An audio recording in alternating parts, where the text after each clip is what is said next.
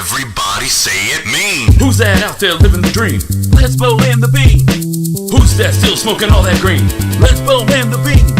Come on, y'all, let me hear you scream. Let's blow in the bean. Let's blow in the bean. Let's blow in the bean. Go. Let's blow the bean.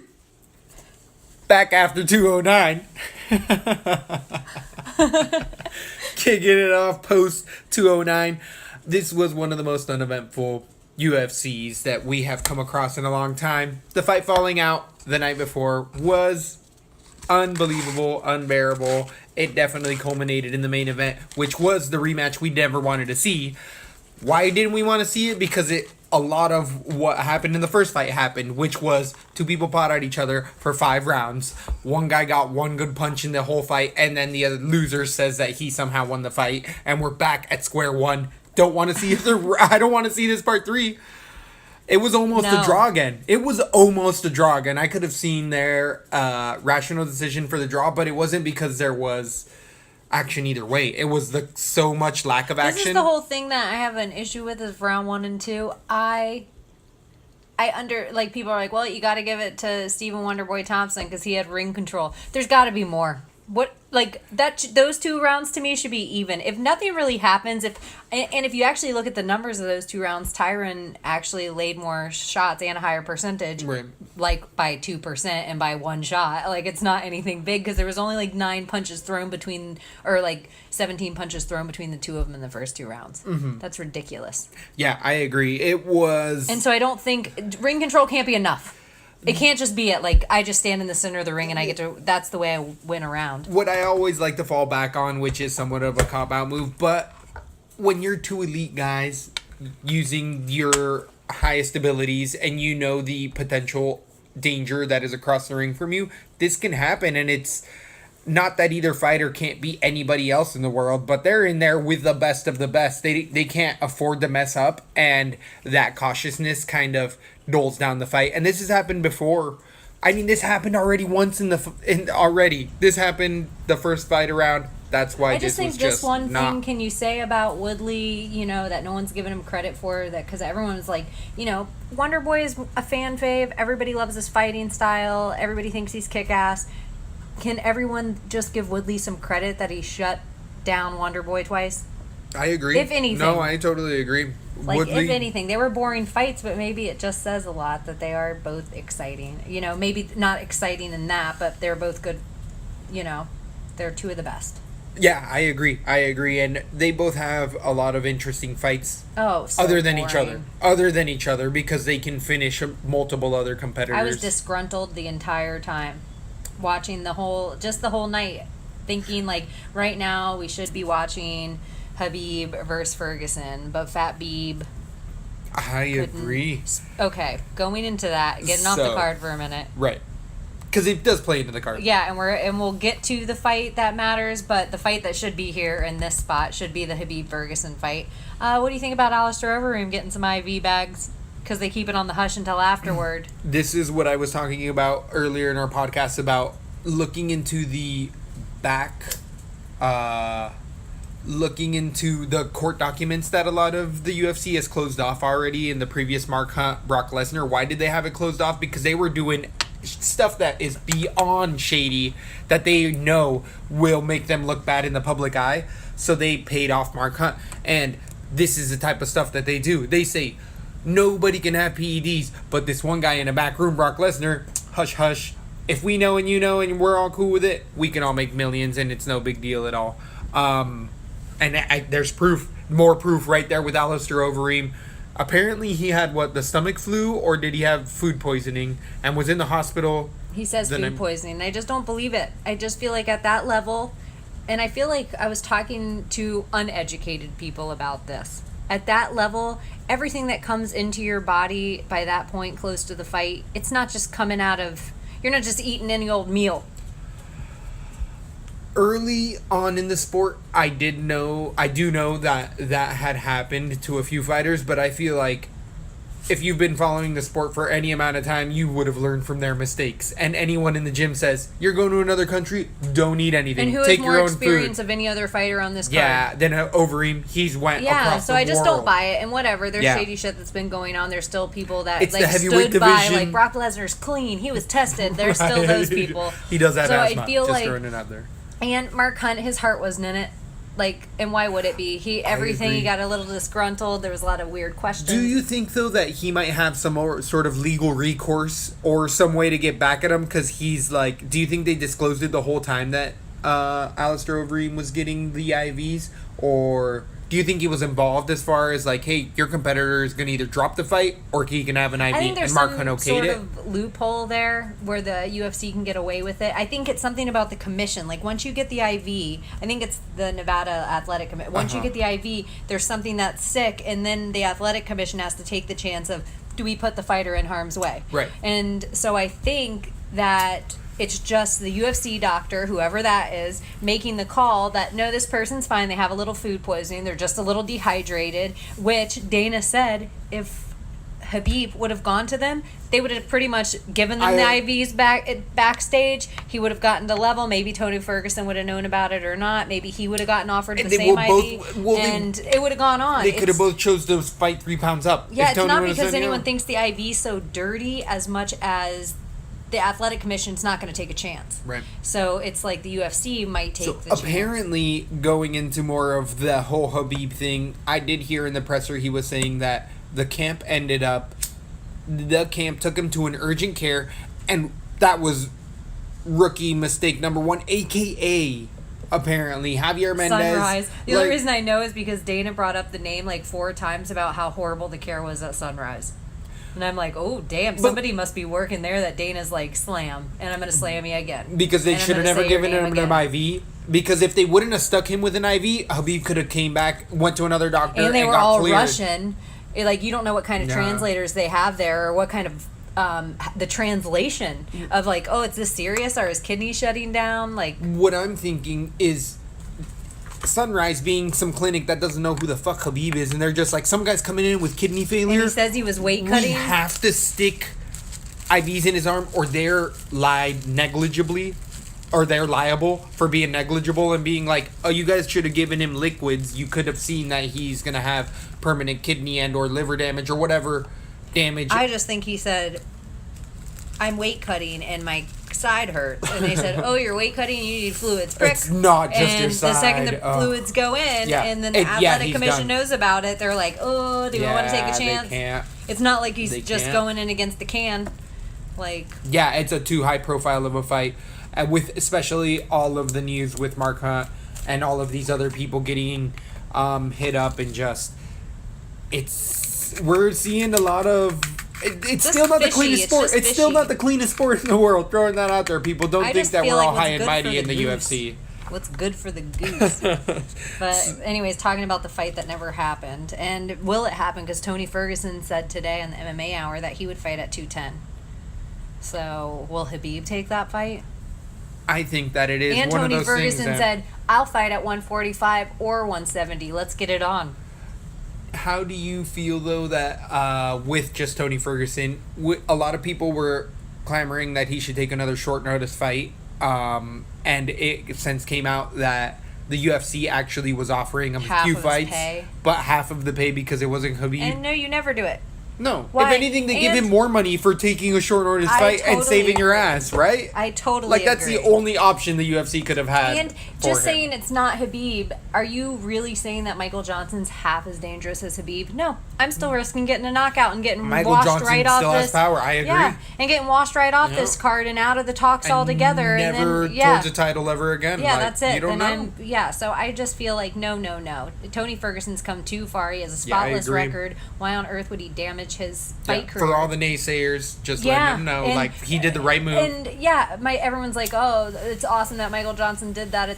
Yeah, who wouldn't? It's money, and everyone's gonna throw their name into the ring. Like, why not? And even if no one picks you up, your name was in the ring. You get a little publicity that Michael Johnson didn't have yesterday. Right. So I don't know. And Ferguson's already done this before Tony's and already awesome. saved the UFC with the Venata fight. And what happened in the Venata fight, it made Venata a name where he was one of the biggest favorites when he never should have been.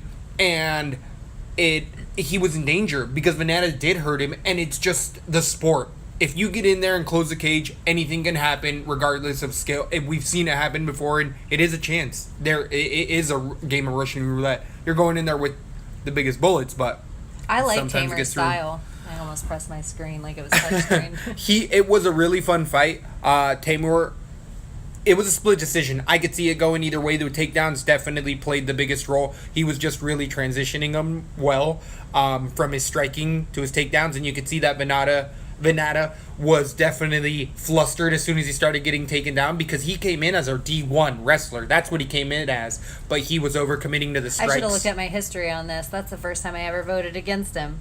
Oh, wow. Venata's hype because he came in on Ferguson and had the showing that he did, but it was a shirt on his Venata fight. did have a hype train behind him. And he earned it. He earned it. He knocked out Medeski, which I had said, regardless of who Medeski fights, he's going to lose. That guy's done in the UFC, and that's proven to be true. So Venata just got the last hurrah in the last showing of that guy's career. Yeah, not that Venata's not I'm bad. Still a Lando Venata I agree. guy. He's going to still do I just think well. Tamer, I think he's one to watch out for. Yeah, definitely, for sure. definitely watch him.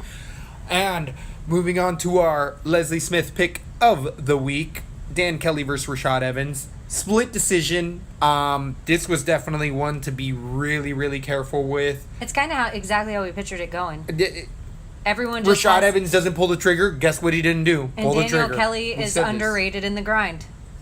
Like, that's it. And It could have went either way, and Yeah. I wouldn't have been mad. I think Daniel Kelly's underrated, though. He's just an underrated Well, guy. he's made me hard more as money nails. than I think anybody so far, and I've picked him, and it's a tough pick, but this dude is just came through. It's that fighting spirit, regardless of your 39 years age, in a division that is full of young men. Like, the 185 division is not the heavyweight division in the UFC. It's full of dudes that are in their mid-20s, early 30s. So, him having already that long career in judo, in the Olympics, this guy proves that he wants to be in there fighting the best. Well, Rashad Evans isn't the best. I think Dan Kelly is picking his fights, but will he get a title shot? This is what I will say too. It will. I think Dan Kelly at 9. He's a little bit away from a title shot. Maybe another fight or two. If he does an exciting fight, he could be 1 away. But he's probably 2 with everything going on in his division. In his style. Rashad Evans, to me, proved he deserves 1 more fight. At least. Interesting. I didn't think he looked Interesting. bad. I think bad. Dan Kelly's underrated, and I think Yeah, I he's agree. stronger than he looks. He has this dad body, so you're like, oh, this guy, he doesn't seem to be Underwhelming. Yes, and so I think people don't. I think he's stronger. Like the same thing they say about Dan Henderson. Like, whoa, when you get up on this guy, he's super strong. Agreed. So yeah, I think both the guys. I don't ever want to see them fight each other again. Agreed. Rashad, he can still. Why not put him against Tim Kennedy just to be a main He event retired. of a? But for that, it's He like just retired. Tim Kennedy, come back for that fight. Get it done. Be the biggest fight they've ever had on Fight Pass. Yeah, retirement, 1 fight in. No, that would be a funny fight, actually. But yeah. It was supposed to happen.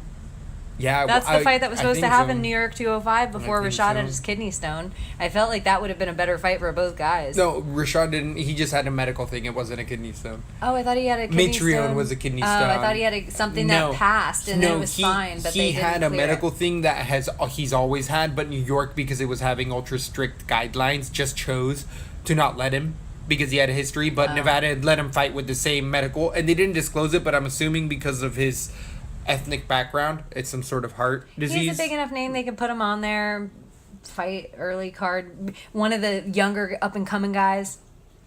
Just to be like, all right, your last fight, sorry, we're going to feed you to the wolf. They've already. He's Feed on you a to a 5-fight losing streak. 4-fight losing streak. 5, I think. It's been like 4 or 5 years since he's won. Either way, Dan Kelly, his next fight, He was a good pick. he definitely is a good pick. Let's see. Anybody that's a flashy fighter, I want to see against Dan Kelly. That Why doesn't not have Dan the Kelly takedown versus defense. Alistair Overeem? 2 different weight division, like they have Oh. weight division between them. What is even. Dan Kelly's weight division? 185. 185? Oh, who does Dan Kelly fight? Exactly. What's his- Whitaker's already fighting. Hall, I think, maybe. I don't know why I thought he was heavier. I thought he was Uriah Hall would be an interesting fight. It would be a dangerous Is that fight for Kelly. Wait, No, that's 185. light heavyweight? Nope. That's middleweight. Middleweight. But there is definitely a stagnant feel to that division in general. You can see it in the fights that do go on in there. It's just OSP, who's I think on a 3-fight skid. No, he's up at 205. He's still in, I think, the 185 even rankings for UFC. That's how sparse the 185 division is. Yoel Romero, the contender to Bisping. Bisping's going to fight GSP, somebody not even in the weight division. I just want the weight class. It's so messy. Top 50 women changes. I don't want changes. Worldwide rankings. Annual. Oh, I don't want the all-time. But either way, Cripes. moving on to the next fight. Yeah, Dan Kelly didn't move at all in the rankings. Yeah, because Evans just broke into the division and Yeah, he who hasn't won a cares? fight. Exactly. So it really didn't do much for Kelly other than us hardcores be like, yay, another one for the good guys. Even though Rashad Evans is a good guy too, it was just kind of like the underdog wins again for us. So Cavillo made her debut against Amanda Bobby Cooper at 115 pounds, and Team Alpha Male showed strong with the first round submission in the I think first she's minute the and least 45 talked seconds. about fight that should be more talked about on every podcast right I now. mean, she jumped right over Bobby Cooper. And everybody had ABC on that. A lot of Really? other podcasts. I was surprised too. Whoa, we were all over Cavillo, right? I believe we were. Yeah, Because, I feel like by the ends the lines closed. I don't know how it all went, but I feel like Cavillo, wasn't she even a good pick on DraftKings? 8-1. She might have been the over. I don't know if she was the favorite by the end or not. she was a good pick on DraftKings. Definitely. Dan Kelly wasn't the biggest because it was a split decision. Tamura as well not, and neither was Woodley, just to go back on all our previous fights. They didn't really rack it up because the finishes weren't there. Is she deserve another fight in the UFC, or is Cavillo that good? I think Bobby Cooper's on a 3-fight skid now at the 115 division. I think that she might go to Invicta. I think that she probably needs to 2-3 as a pro.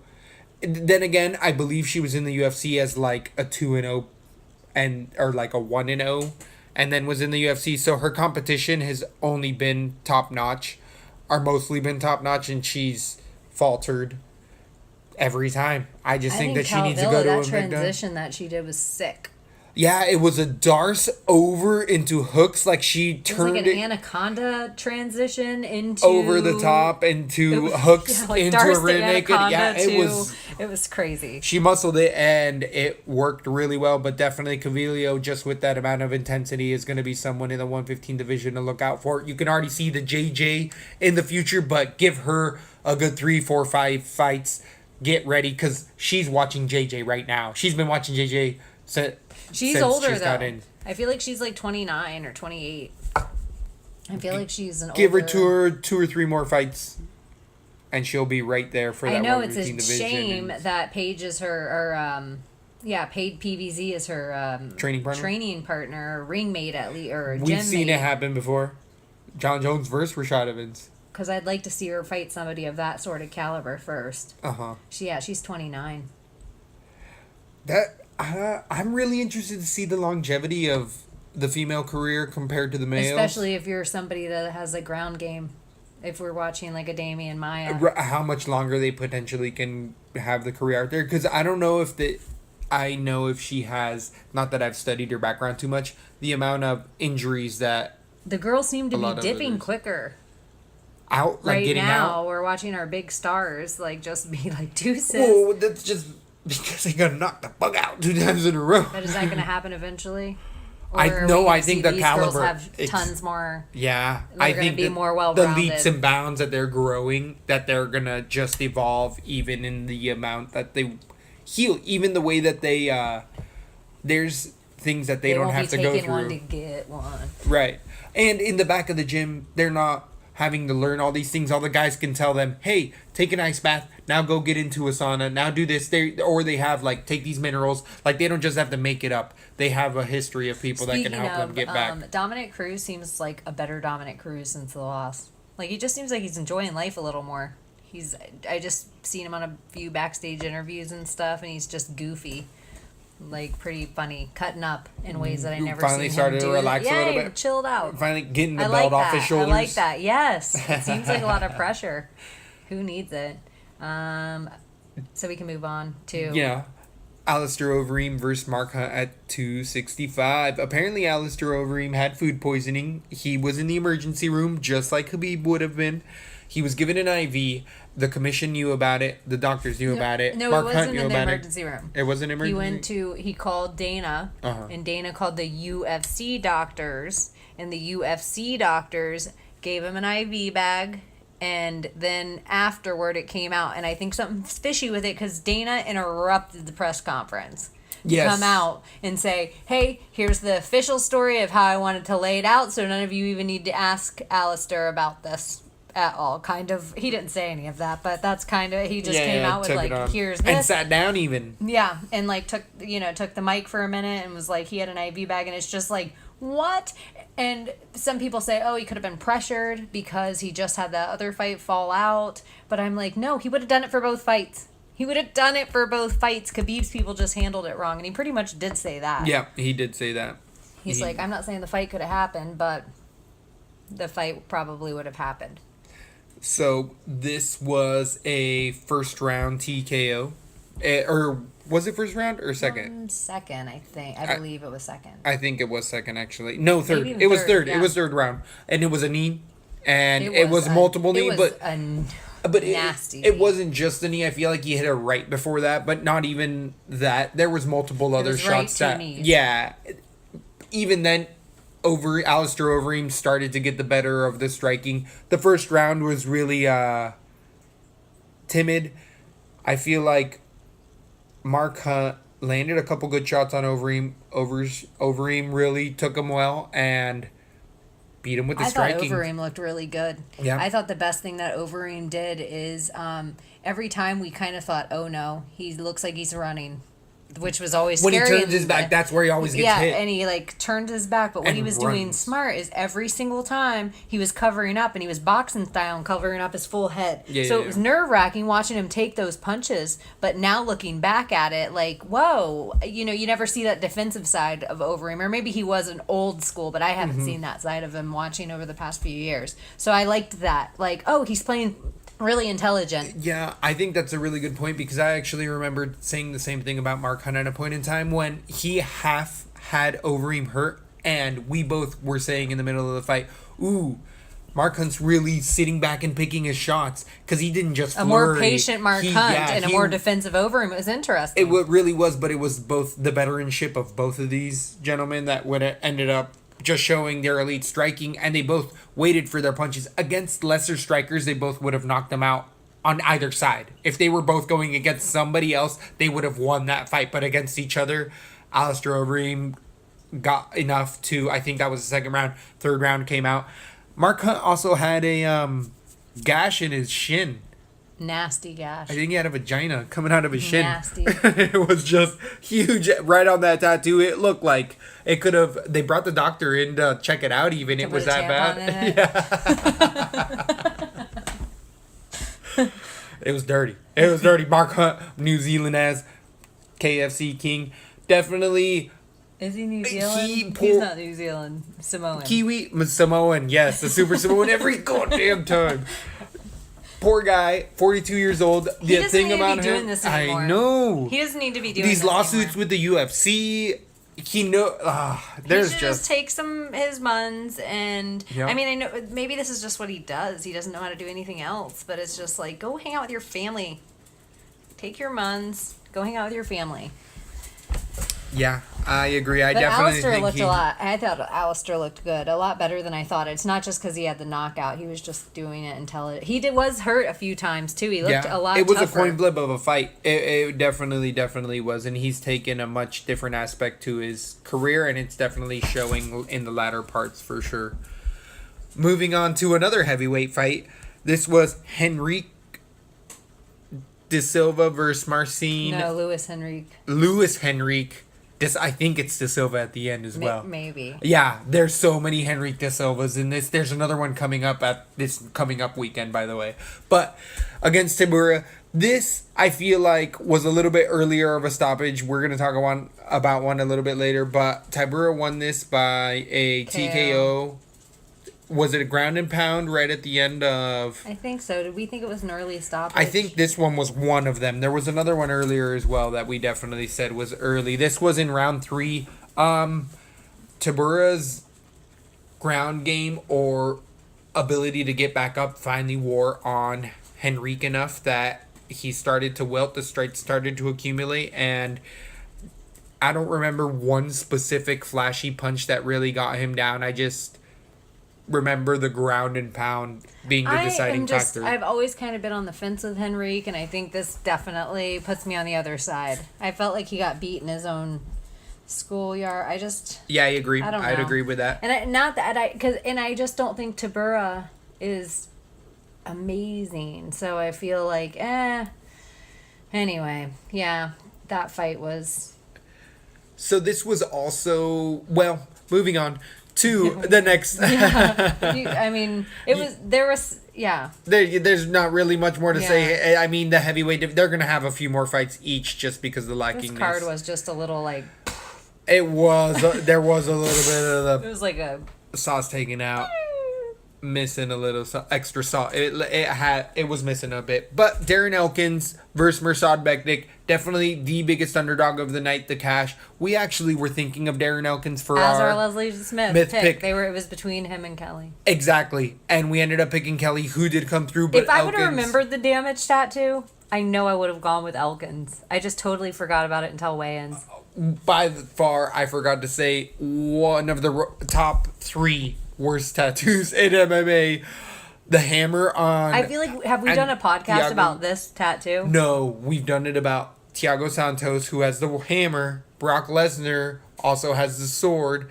And who else has something right up the middle? Somebody, we talked about it. I'm wanting to say it's Knight. I don't know, but we've talked about somebody eyebrows, Platinum Perry. Oh, Platinum Perry, but yeah, that's not the chest. Yeah. Thiago Santos has that hammer in the middle of his chest. That's a pretty rough one that goes down to his belly button. The damage, and I don't know if it's held together by staples or stitches. I don't know what the look. I'm sure it looks like something up close, it looks like a scab raised scar. It looks to me like scabs, but like a picky scab. It looks like it carved in his chest. It looks like whoever. Damage. And the crazy thing about Elkins is. He just, in his fight stuff, he just seems like such a Midwestern white guy. Grinder. And then he's like, the damage.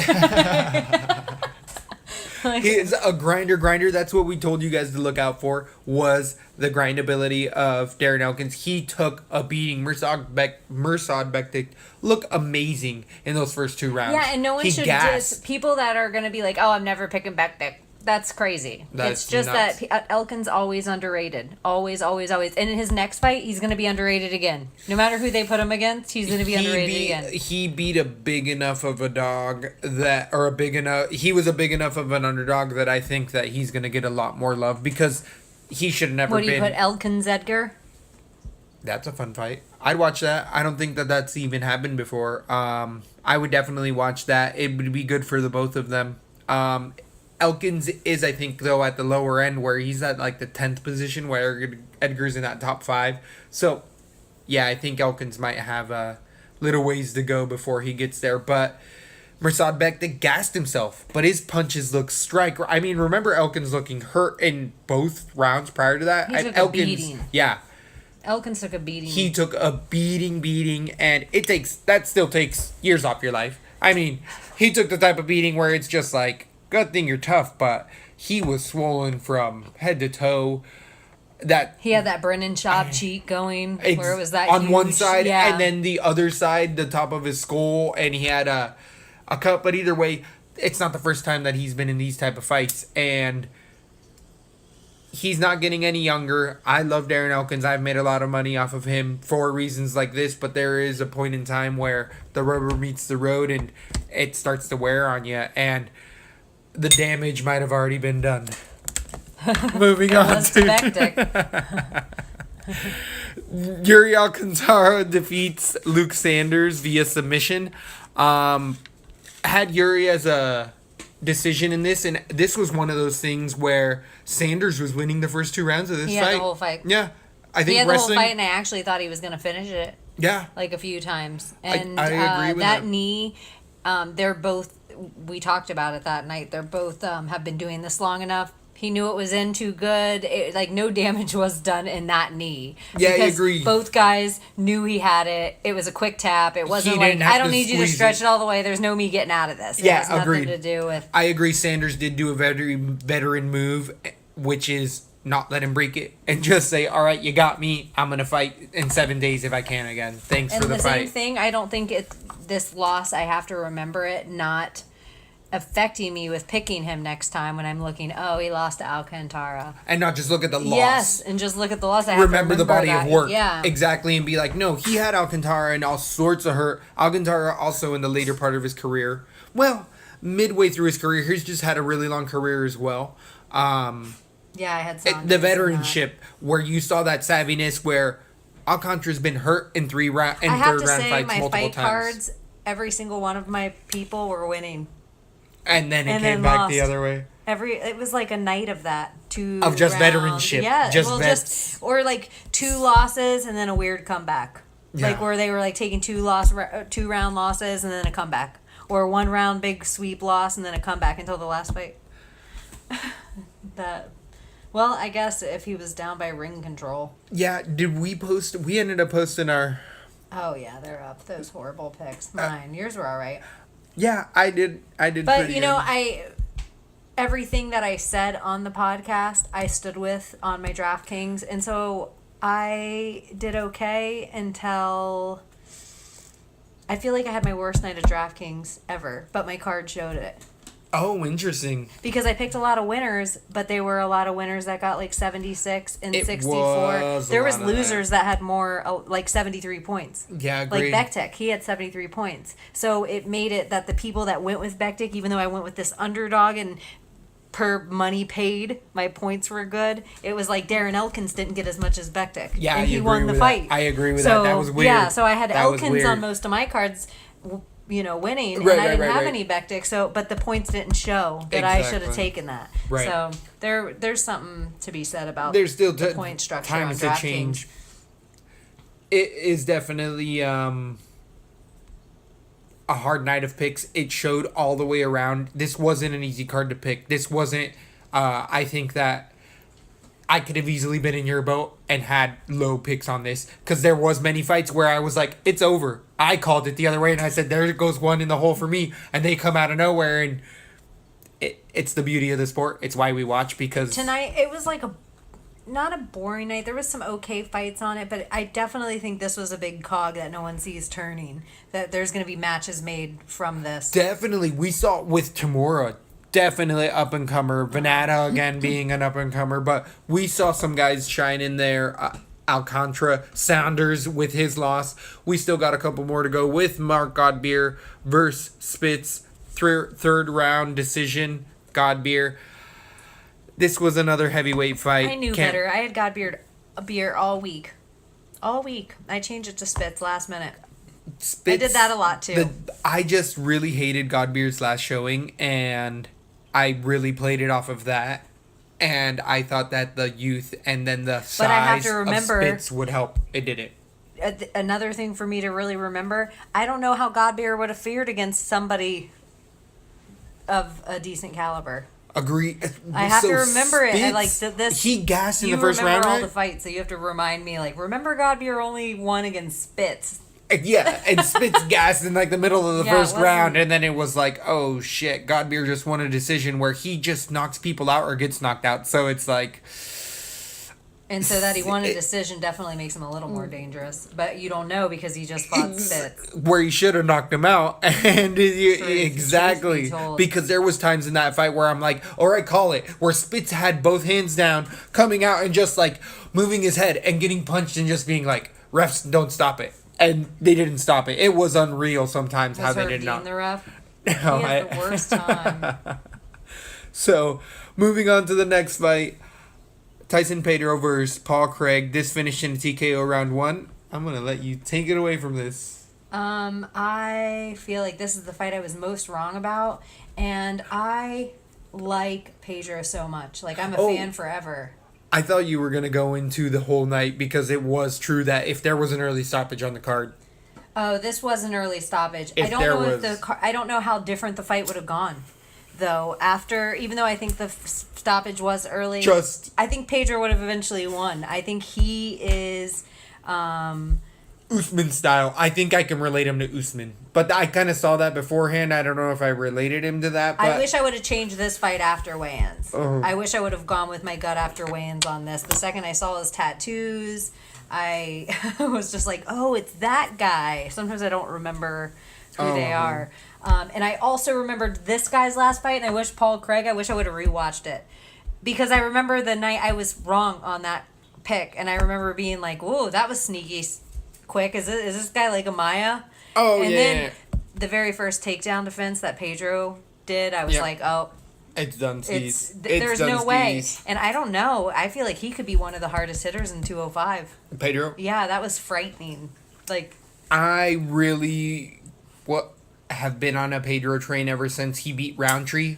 Just because in watching the fight, just because he took the shots from Roundtree, which there's not going to be many harder hitters than that, and then he demolished them on the ground. When Roundtree was at ATT working on his ground game, and still he shut him down, but it was a testament to Pedro. He did this on the show too, and people they don't remember it because it's not flashy. That TBI is what we want to see. It's solid. Exactly, it's solid. But he created that TBI on the ground because, as you were saying, it was only a matter of time until he kept landing those elbows. He had a crucifix, and he hurt him with shots. And we saw a lot of crucifixes. They're happening more and more often. They're a great way to control both arms. Frightening guy to have your arms caught up. Well, I think that there was also the reason that this was called early is because Craig actually screamed, and the ref stopped it. I think there was a guy in the audience, though. Really? I heard a dude scream. I heard Craig scream. In the audience. But you fucking hit me in the goddamn face with elbows like that. You're allowed to say ow. Yes, I would agree. You're allowed to say ow. I would agree. Be like, that hurt. You just poked my eyeball out. Like, yes. Yeah. Like, oh! But they ended up calling the fight directly soon after that. So, definitely watch out for both of these fighters because I think Craig can actually do well against other caliber fighters, but Pedro is one of these dark horses that's going to start to climb really fast. And this really showed why he's going to do that. And I think his tattoo looks really cool in the ring. It's one of the better tattoos in all of UFC. For sure, like his leg, the style of it. Anyway. So move to the earliest of all prelims. This was for the hardest core fight fans. Morales, who was fighting for his contract, versus debuter, the Asian sensation. This was a 3-round split decision, which went to Morales. I feel like I definitely called this. This was going to be where the veteran wrestling. This is what I have to say. Wrestling. Both guys, sometimes it's not about a win or loss. To me, both guys, not caliber. UFC caliber. This is a perfect, I could see it in the Asian persuasion potentially. The Asian sensation. He should be the Asian persuasion. It's way better. It rhymes. It's way better than sensation. It's so hard. So, unless he was the Asian sensation, that would be the only way it would work. Right. Not Asian sensation. It's like, what does that go? What does that say? What's his name in Asia? The sensation. I would say something really racist, not racist, but I'd mimic a style that I wouldn't even know what the fuck I was talking about. It'd be just You're come about off to talk horrible. like a Korean shop owner. Exactly. Yeah. I don't want to put myself in that spot right now. So I would say I that think we should have cards where they say like a Korean shop owner, and then I'm like, all right, so here's the card. You have to do this breakdown as Eskimo or like Korean shop owner. I think they like to be called Inuit, by the way. But a boosh. No, I think there's Eskimos too. Is there? Yeah. I believe it. What are the Russian ones that look Asian? What are the Russian ones that look Asian? Yes! The ones that are way up there that live in huts and eat the seal meat. Maybe they're the, I don't know. Either way, get one of those motherfuckers in the UFC. If they can wrestle yaks, they're going to get in here and grab some motherfuckers. Either way, Morales ended up taking him down, the Asian sensation the whole time. Striking either guy. I mean, the brawler came out in Morales. He did look a bit more technical. Jabs were landing actually for him really well. It was a scrap, but it did look kind of like, not that they're JV, but if you were to see varsity guys going at it, you could see definitely the lacking, because there was just scrambles that didn't need to be there that both fighters got into. Okay, before I even think of moving on to the actual most exciting thing that happened all weekend, what do you do with Woodley and Wonderboy next? You definitely put Wonderboy back in it, and then you give Woodley the number one contender. I mean, Woodley's got the number one contender. Who's the number one contender right now? At 170? Wonderboy. No, because he's got to go to at least 3. 2? But then, yeah, he goes to 2, because then the number one contender would be... And are they... Oh, I can't think of who the number light one contender heavyweights? is. No, 170. 170 Oh, pounds. Welterweight. No, So no, GSP... welterweight. Welterweight? Yeah, welterweight. Welterweight, yeah. Welterweight. And right now, at welterweight, there is Maya Masvidal going for that spot there. So the winner of that is going to be an up-and-comer. And do you hold him up for that long? Because he's pretty unhurt. He's unscathed by that fight. It all depends on what he said. There was no damage, not a lick of damage I done think by he has Thompson. the option of when he wants to come back and fight. Robbie Lawler, who's been vacant, and that's why I can't think of him. He hasn't come back since his loss. Woodley's already fought 2 times since that. I know, is Robbie Lawler's head in the game to be coming back for...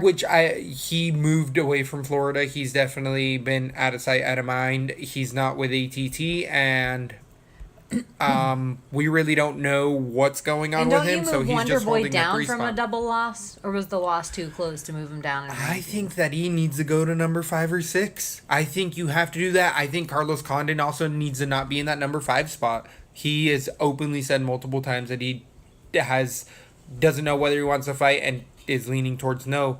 Get him off there and put other people there that deserve to be there. Neil Magny. That's an George okay fight, Masvidal. because Masvidal's going to be fighting Maya. We don't know where Robbie Lawler is.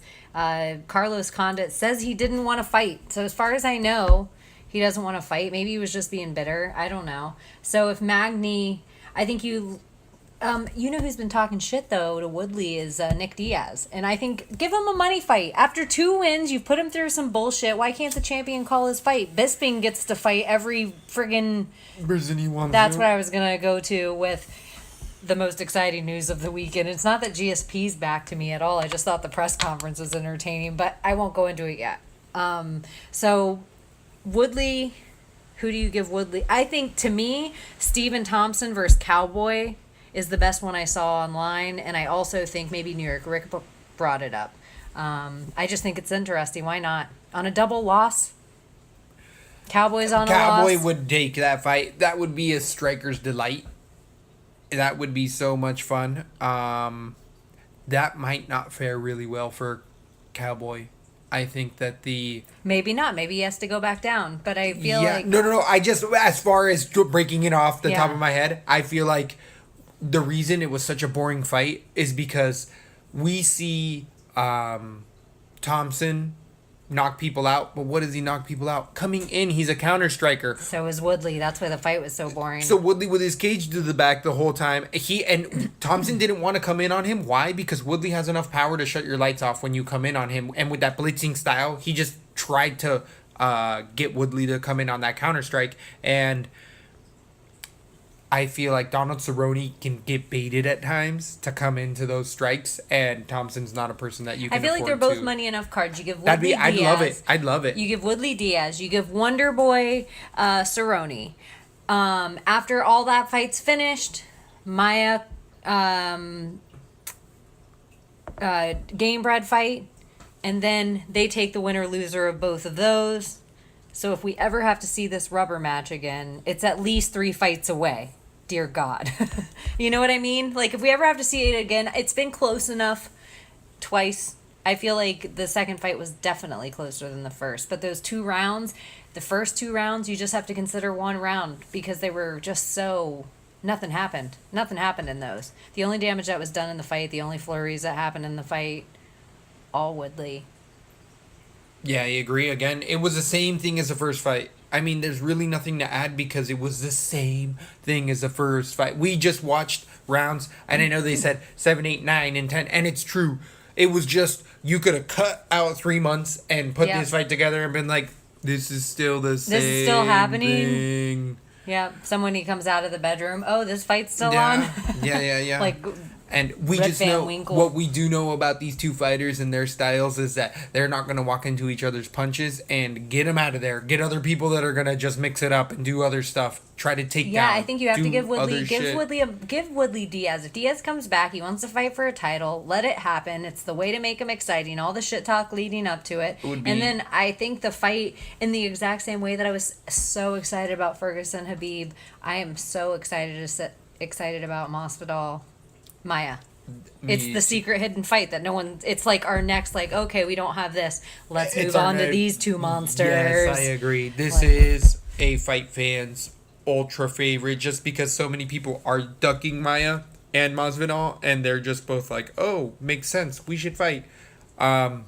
It's really on Damian Maya who's taking the bigger step. I think here by giving Masvidal the potential spot. But who are they fight? Who's between them? Carlos Condon, someone who shouldn't be there anyway. So they're or Robbie Lawler at this point. It's really on Damian Maya whether he wanted that fight because Damian Maya really wants to fight Robbie Lawler or Thompson to get into Robbie that next is position. of the level of Diaz.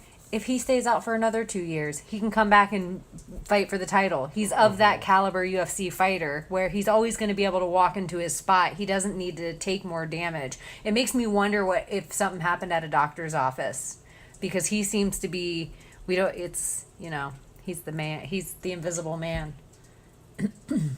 Maya can't do worse than Woodley versus Thompson. That's what the UFC pay-per-view buys are saying. Because it's an exciting fight. That's what they don't understand. Woodley versus Thompson would have been amazing if Ferguson could Do we know the pay-per-view buys of the 209 so far? know. I don't I'm think sure I've I seen could any find them. numbers.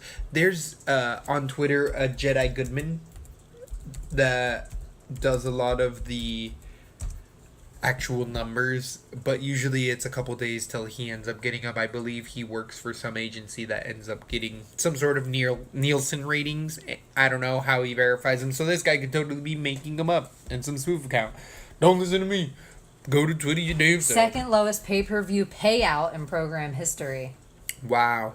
Whoa, but this is That's the to money the they gave to the fighters. fighters. Yeah. That sucks. And Ferguson, rightfully so, didn't become a part of that headline. I love how Dana White said, if you're not a big pay-per-view star, stop asking for money fights and just shut up and fight. Agreed. Because everyone is asking for it. MMA payout. Yeah, I don't think the real ones are out yet. But the GSP Bisping press conference is pretty entertaining. Agreed. So Bisping came in late, said You it are was coming traffic. out like you were, what are you, drunk? Bisping tore GSP apart. GSP didn't know what he got into and then was like, oh shit. Bisping hasn't really He was come out like that. uncomfortable. But he's notoriously done that. But I love that he came in late and was like, fuck, I'm going to make it up to you, Dana. And you can see Dana be like, I'm sorry, Bisping's late. And he made it up by saying, hey, fuck you, and just got into it, and everyone's like, He's like, oh, I'm going to shit. make it up to you right this second, Right now, Dana. exactly. Yeah. And he said, I just created heat. We're all talking about it because it was fun. GSP got heated. Bisping was just like, but he does that. He's notoriously been this bad guy, the count figure. Never back down from a fight. A fighter's fighter will go down in the Hall of Fame as beating some of the best ever, and he's done it, rightfully so. He's come back from Mark stuff. my words, we're gonna see Anderson Silva Bisping. We're Oh, gonna the see that rematch. fight, and I'm like, what in the world? Who is? And then he's gonna retire. Bisping will retire a champion. Mark my words, we're gonna see, like the movie Bleed for This, a documentary piece on Michael Bisping. He has that type of life where he came from the And gutters. losing his eye. And Exactly, that whole and fucking coming back and being the champ after that and beating these younger guys and still fighting the elite fighters and just being thing. And GSP will be playing clean. himself One of the because few- he looks the same. I'd say Michael Bisping's one of the few guys with GSP that their whole careers have been clean and nobody has ever said the otherwise. And Michael Bisping has never looked like a fighter, ever. I think Michael Bisping said it perfectly Ever. in the press conference. He said, you were scared to fight these steroided up guys, and I just kept fighting them. Yep. He's like, you left the sport because you were scared to fight these guys. I just kept fighting them. And I like that he also said, Michael Bisping said, let's see what happens when you take 3 years off. And I kept working. Let's see what happens. And I think that's very true because it's going to show. I kept working, and I am the most athletic, how do you say, fighter in the sport ever. He's like, well, I'm a fighter. It was great. It's the truth. I mean, it's the truth. It's going to show. Anderson Silva broke his leg and came back, and GSP was still chilling. Because he didn't want to... That's where Michael Bisping, too. He's like, I don't care what I'm wearing. You worried about your sponsorship. I'm a fighter. I don't worry about my sponsorship. Did you know Tyron Woodley and Dan Bilzerian were in a movie together?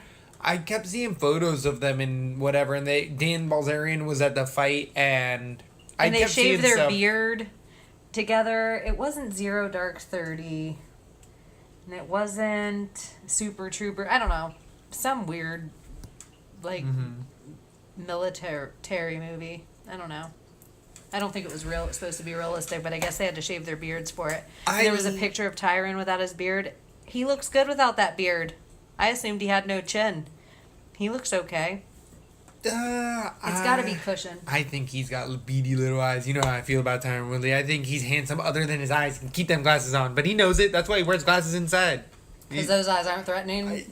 You're like, don't look at me with those little doll eyes. Exactly. No, I'm gonna hit you. I'm gonna flick you right in the little nose. You're and like, I don't gonna be even good. worry about it. But he wears glasses. He wears glasses like Tony Ferguson wears glasses. Yeah, good for freaking Bisping, though, because otherwise that fight was a snooze fest. So he brought some heat to it for sure by that interview. That presser. So, on the horizon, we have another fight coming up this weekend. We're going to definitely get into that later into the week. I think it's like 106 or something. Yeah, I believe it's on Fox. There definitely is a few prospects I was taking a gander. Oh, you were looking it over already? I was still Already. disappointed. I was still I'm ready bitter to move about on. Nurmagomedov Ferguson. I'm all ready to move on because of this Maya fight, and I'm just like, Yeah. ooh, who's coming You're up? like, But let's get it. there's prospects that I'm just like, ooh, there's definitely some money to be Ones to had. look out for. Yep, it's gonna definitely be a fun one, but it is gonna take some looking into. There's gonna be some names that you didn't hear about, and some people that only have 1 or 2 fights in the UFC, and you gotta have these fights. It's a Fox fight. You're not gonna get pay-per-views, and the pay-per-views haven't been worth it lately, so you ain't missing out on anything. Yeah. Fox nights have definitely been. If you have a Twitter, follow us on Twitter at Lesbo and the Bean. And That's supposed to be. .com.